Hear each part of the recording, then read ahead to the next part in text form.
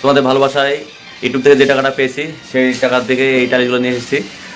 समझ रहे हो समझ रहे हो आप समझ रहे हो। তো টালিগুলো কেমন হয়েছে অবশ্যই কমেন্টে জানাবে, আর বলবে যে কেমন হয়েছে টালিগুলো, আর কমেন্ট ইউটিউব থেকে এই টাকাগুলো তুলে এই টালিটা নিয়েছি। ইউটিউব থেকে 12,000 পেয়েছিলাম, তো সেই টাকা থেকে এই টালিগুলো নিয়ে এসেছি। তো এই টালিশগুলো আমার ঘরে মিস্ত্রিতে কীভাবে পারবে সেটা দেখো, এবং ভিডিওটা দেখে বুঝতে পারবে যে কীভাবে পারছে। তো ভিডিওটা সম্পূর্ণ দেখো। আমার এই ছোট্ট ঘরে বালিগুলো প্রথমে ফেলে নিল, নেওয়ার পর এই মিস্ত্রি এই ঘরে একটা হেল্পার আছে। তো এত সুন্দর মিস্ত্রিটা ভালো এবং হেল্পারটা ভালো। এই আমার ঘর, এই ঘরে কেমন লাগছে এখন টালিশ করা নাই, এই হলো টালিশ। এত সুন্দর, মানে টালিগুলো খুবই ভালো।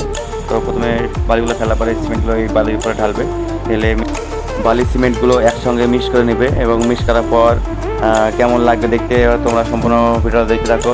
আর এটা আমার ছেলে পা দিয়ে খেলা করছিল, এই হলো টালিশ। তো তোমরা কমেন্টে জানাও যে টালিশগুলো কেমন হয়েছে।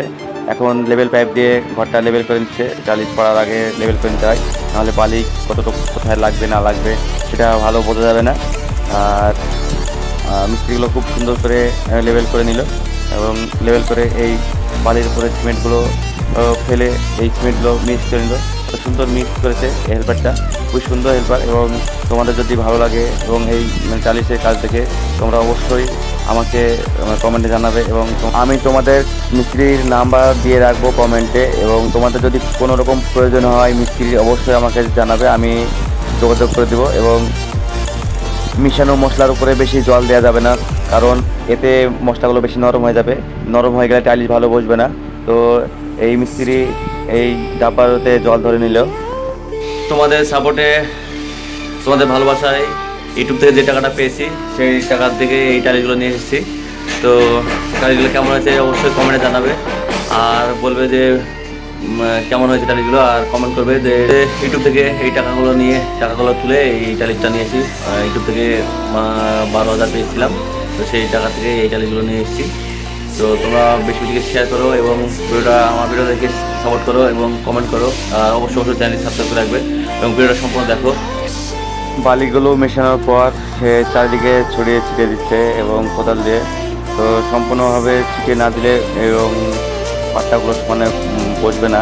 তো মিস্ত্রিতে একদিকে পাট্টা চালাচ্ছে, আর হেল্পারটা কোদাল দিয়ে সমস্ত মশলাগুলো এদিকে ছড়িয়ে ছিটিয়ে দিচ্ছে।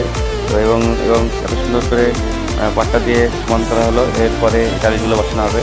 তো মিস্ত্রিটা খুবই ভালো, এবং ভালো করে একেবারে প্রপারভাবে সমান করেছে এই ঘরটা, এই মশলাগুলো।